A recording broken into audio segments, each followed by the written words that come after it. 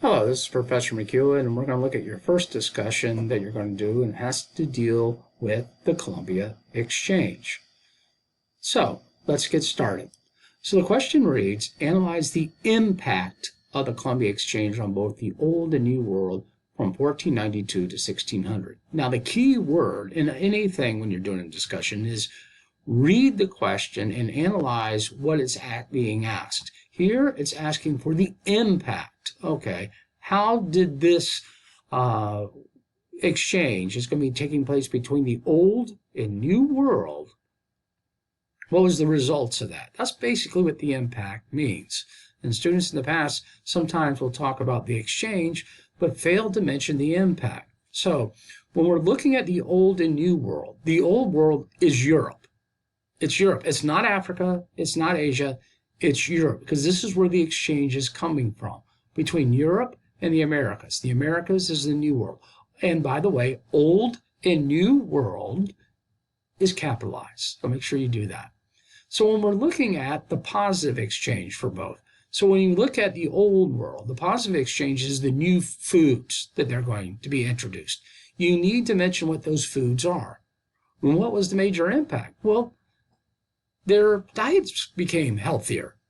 The population began to grow. And even though sometimes it's not really mentioned in a lot of textbooks, one of the positive impacts for the old world had to be with a lot of their peasant class, and those who were poor got a second chance in life to come and colonize the new world. Now, when we're looking at the impact in the new world, if we look at domesticated animals such as the horses, well, this would have a major positive impact for Native Americans, especially what we'll see later on the plains Indians, as they were referred to, in which it changed their culture entirely. They're also introduced to new tools, the wheels and things of this nature. The negative on the impact of the New World is extraordinary, and that's where you'll mention the diseases and the impact of those diseases had on the Native Americans and why so many died.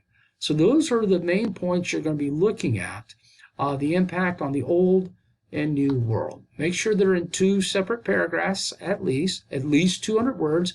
And remember, you must use both the textbook or the writings and the video lecture, not this lecture that you're seeing right here. This is just giving you the main points.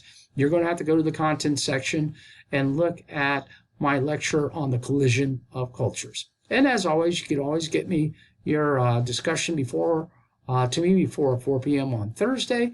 I'll take a look at it, critique it, get it back to you so you can get a higher grade.